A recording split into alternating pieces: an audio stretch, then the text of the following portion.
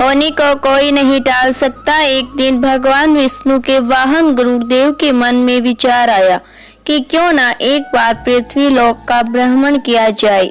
अपने भ्रमण के दौरान जब गरुड़देव भगवान विष्णु के पाटलिपुत्र मंदिर पहुंचे तो उनकी नजर वहां की चबूतरे पर बैठे थर थर कांपते हुए एक कबूतर पर पड़ी। उसकी स्थिति देखकर उन्हें आश्चर्य हुआ कि प्रभु के मंदिर के प्रांगण में जहां किसी भी प्रकार का भय नहीं है और धूप में बैठे होने के बावजूद यह कबूतर कांप क्यों रहा है। उन्होंने उस कबूतर से कांपने का कारण पूछा तो उस कबूतर ने पहले तो उन्हें प्रणाम किया, उसके बाद कहा कि प्रभु आके आने से कुछ समय पूर्व यमराज यहाँ आए थे। जब उनकी नजर मुझ पर पड़ी तो मुस्कुराते हुए उन्होंने कहा कि कल सुबह सूर्य के उदय होते इस अभागे प्राणी की मृत्यु हो जाएगी। कल मेरे जीवन का आखिरी दिन है। यह जानकर भला कोई कैसे खुद पर नियंत्रण रख सकता है, इसलिए मैं मृत्यु के भय से डर के मारे कांप रहा हूँ। मैं अभी मरना नहीं चाहता। कृपया कर मेरे प्राणों की रक्षा करें और मुझे इस मुसीबत से बचाएं। उस कबूतर की कातर विनती सुनकर उन्हें उसके ऊपर दया आ गई। साथ ही उनके मन यह विचार भी आया कि क्यों न यमराज को चुनौती दी जाए। उन्होंने कबूतर को अपने विशाल पंजों में दबाया और मंदिर के प्रांगण से दूर एक सुरक्षित गुफा में पहुंचा दिया।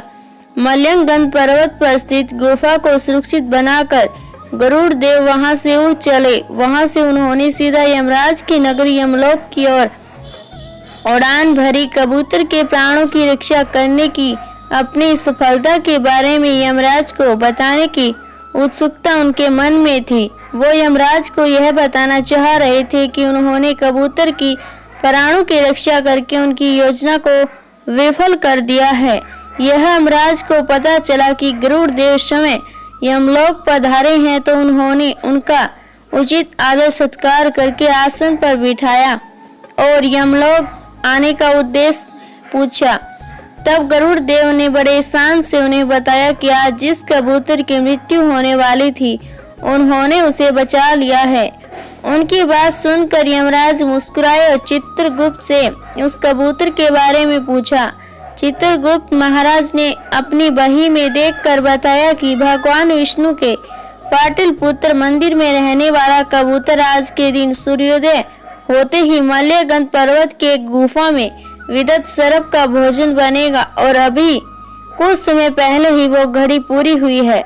यह सुनते ही गरुड़देव के आश्चर्य का ठिकाना न रहा और वह सीधा उस गुफा में पहुंचा। वहां उन्होंने देखा कि सर्प ने उस कबूतर को खा लिया था। यह देखकर उन्होंने बड़ा दुख हुआ कि कबूतर की रक्षा करने के बजाय वो खुद ही उसे मृत्यु के मुंह में पहुंचा आए थे। बैकुंठ लोक पहुंचकर गरुड़देव दुखी मन से एकांत में बैठे थे। तब विष्णु भगवान ने उनकी व्यथा समझकर उन्हें समझाया कि जन्म के समय ही मृत्यु भी निर्धारित हो जाती है और विधि का विधान कोई नहीं टाल सकता है। आपको ये कहानी पसंद आई तो वीडियो को लाइक और सब्सक्राइब जरूर करें। धन्यवाद।